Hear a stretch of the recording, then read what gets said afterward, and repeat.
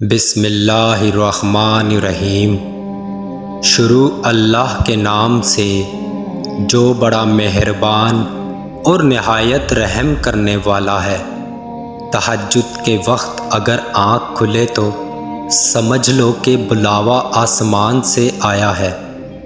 وہ محبت کس قدر پرخلوص ہوگی جسے تہجد میں مانگا گیا ہو۔ وہ نیند چھین بھی لے اسے سزا مت سمجھو، ہزاروں میں سے اس نے تمہیں چنا ہے، کیونکہ تم اسے سب سے زیادہ محبوب ہو۔ میں تیری رحمت سے بالکل مایوس نہیں ہوں یا اللہ، بس مجھے میری ہر آزمائش میں کامیابی عطا فرما دے۔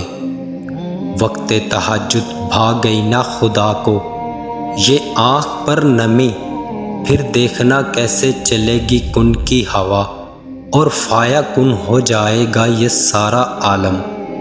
مانگنے کا حق اس نے تمہیں دیا ہے، جب اس نے فرما دیا ہے کہ دعا پہاڑ کو بھی ان کی جگہ سے سرکا سکتی ہے، تو قبولیت کا شک تو بنتا ہی نہیں۔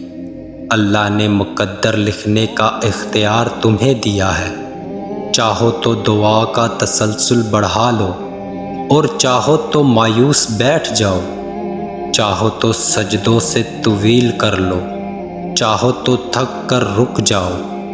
مت بھولو کہ تمہارا کام صرف التجا کرنا ہے، تدبیریں وہ خود نکالتا ہے۔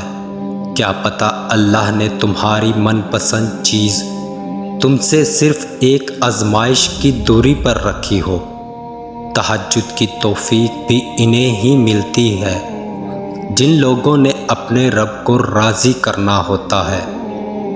تم ان سرد راتوں میں اپنا گرم بستر چھوڑ کر اس کے سامنے اس کی سب سے لاڈلی عبادت تہجد کے لیے کھڑے ہوتے ہو نا، تو وہ تمہیں دیکھ رہا ہوتا ہے۔